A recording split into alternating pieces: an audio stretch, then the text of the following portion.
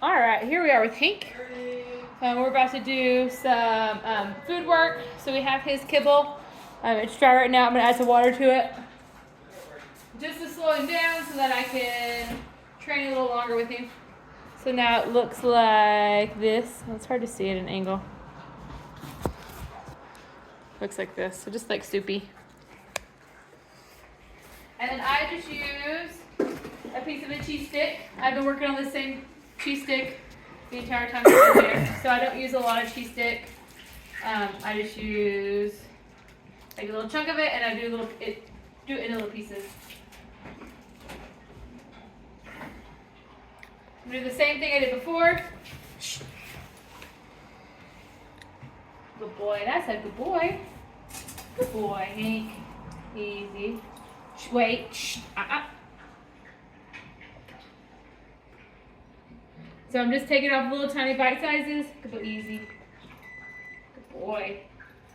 That was not food. That's not food.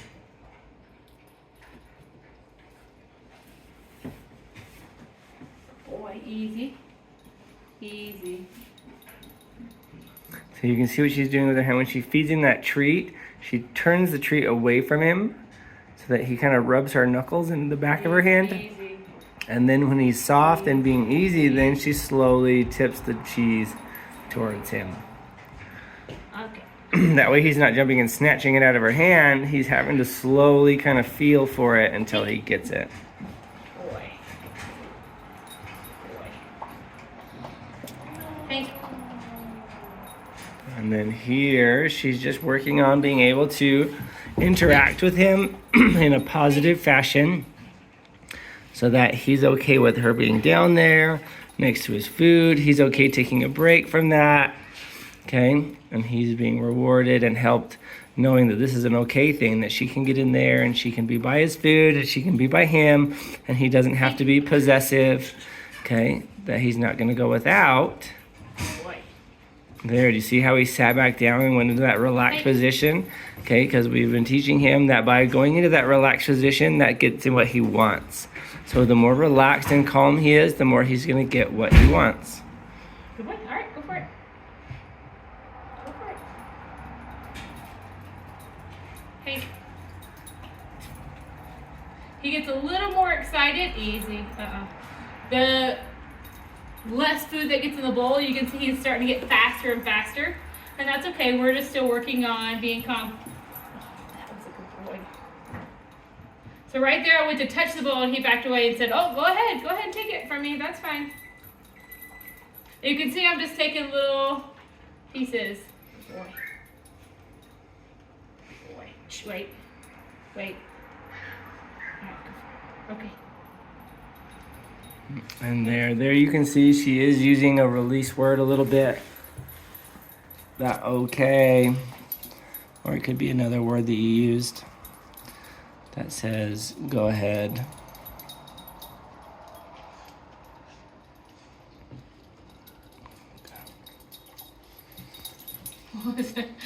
Scared you, sorry. Now we just want him to be comfortable, okay, and relaxed about us being with him while he eats near his food, okay, him not being possessive over that food, okay, knowing that we're going to give him as much food as he needs, okay, but it's okay if it comes and goes in little bits, and that we can be a part of this eating process, and it's not something that he needs to be protective over or anything like that. That is just part of daily life, and we can be there with him and help him out. So right now he's standing up. I'm gonna let him finish making sure there's nothing else there. So I'm gonna let him stand for a minute, and then once I know he's thoroughly eaten everything off, then I'll have him put his phone down. There we go. Perfect. All right. Oh, so we stand up again. So I want to go over. I've had a couple questions about schedules. How long do I do each thing? So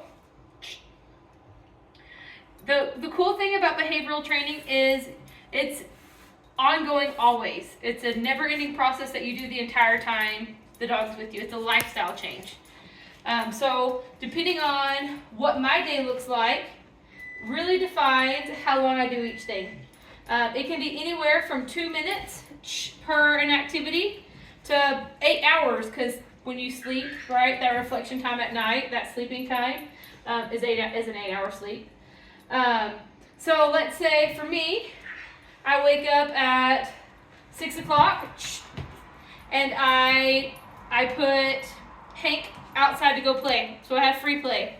Can you see my fingers? No. Sorry.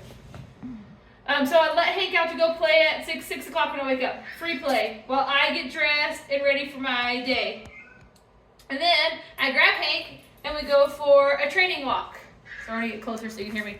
So then I grab Hank and we go for a training walk. My training walk,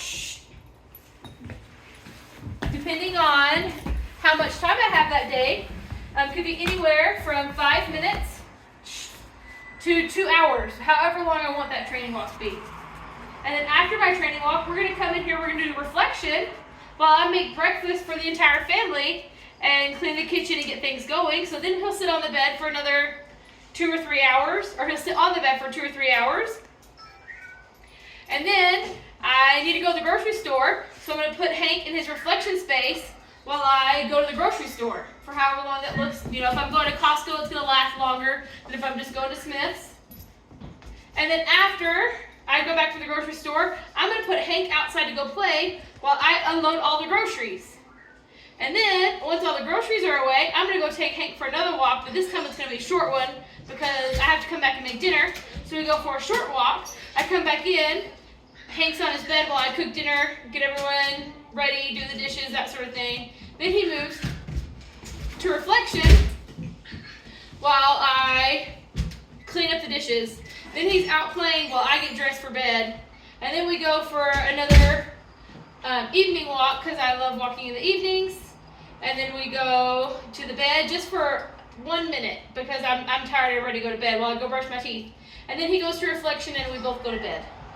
So really, it can be however long or however fluid works for your schedule. And that's what makes it so nice, is you're not carving out extra time.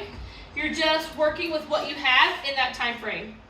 Right now, I'm talking about training, but I'm also training, right? I'm not actually carving out any extra time. We're just working on it while the kids are all getting ready for bed.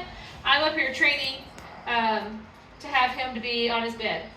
Hank gets a little stubborn after he's had food for some reason, and that's okay. I'm just going to stand here until he can put his bum down. And I'll get closer and closer if he starts to avoid a little bit more. But right now I'm just waiting for him to give in and put his bum down.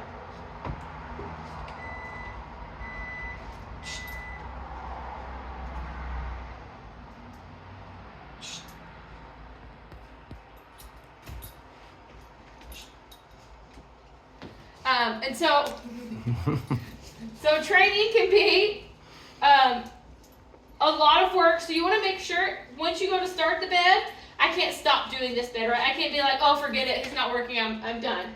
I have to have a successful, calm, cool, and collected bed experience and then move to reflection. So you have to make sure when you do start a process, you have time to finish it. You can't You can't just quit because he makes it frustrating. Or then he learns how to push your buttons and how he can feel when you're agitated that day, and that's when he's really going to push your buttons because he knows he can get away with what he wants. So that's how the schedule works.